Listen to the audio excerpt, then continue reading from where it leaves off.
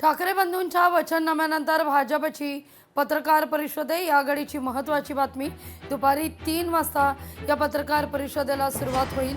वसंत स्मृती कार्यालयामध्ये अमित साटम पत्रकार परिषद घेणार आहेत। ठाकरे बंधूंच्या वचननाम्यावर भाजप देखील आपलं मतप्रदर्शन सादर करेल।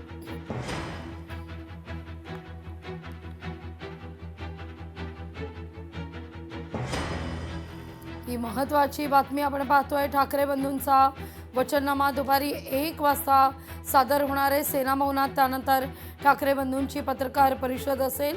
त्यानंतर बरोबर 2 तासांनी भाजपची देखील पत्रकार परिषद होणार आहे। अमित साटम या पत्रकार परिषदेला संबोधित करतील। आणखीन एक महत्त्वाची बातमी आहे, संजय राऊत राज ठाकरेंच्या भेटीकरता शिवतीर्थावर पोहोचलेले आहेत। 11 वाजून 11 मिनिटं झालेली आहेत। पुढच्या 2 तासामध्ये ठाकरे बंधूंचा वचननामा सादर होतोय। त्यापूर्वी भेटीगाठींना वेग आलेला आहे। ठाकरे बंधू आज मुंबई करता संयुक्त वचननामा प्रसिद्ध करतायत आणि त्यापूर्वी आता बाळा नांदगावकर यांच्या पाठोपाठ संजय राऊत राज ठाकरेंच्या भेटी करता। या घडीची ही महत्त्वाची बातमी आपण पाहतोय। या वचननाम्यात नेमकं काय काय समोर येणार, या सगळ्या संदर्भात शिवतीर्थावर सध्या विचारमंथन होत आहे। अधिक माहिती घेण्याकरता थेट जाऊया आपले प्रतिनिधी भूषण यांच्याकडे। भूषण, बाळा नांदगावकरांपाठोपाठ संजय राऊत शिवतीर्थावर।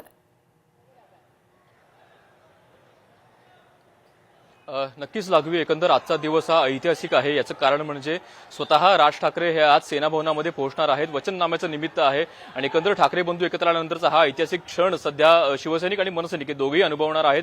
त्यामुळे आज राज ठाकरे हे सेना भवनात गेल्यानंतर कशा प्रकारचं वातावरण असतं हे देखील पाहणं महत्त्वाचं असणार आहे। मात्र त्यापूर्वी आज शिवतीर्थ येथे आपल्याला काहीशा घडामोडी होताना पाहायला मिळत आहेत। स्वतः मनसेचे नेते बाळा नांदगावकर हे देखील पोहोचलेले आहेत। त्यासोबत आता पाठोपाठ अगदी शिवसेनेचे ठाकरेंच्या शिवसेनेचे खासदार संजय राऊत देखील निघालेले आहेत। त्यामुळे ते देखील इथं पोहोचणार आहेत आणि एकंदर स्वतः उद्धव ठाकरे हे आधी मातोश्रीहून इथं शिवतीर्थ इथे पोहोचतील आणि त्यानंतर दोघं बंधू म्हणजे राज ठाकरे आणि उद्धव ठाकरे हे दोघेही इथून एकसाथ निघून ते एकत्रित सेना भवन इथे पोहोचणार अशा प्रकारे देखील माहिती मिळत आहे। त्यामुळे आजचा वचननामा हा अत्यंत महत्त्वाचा असणार आहे।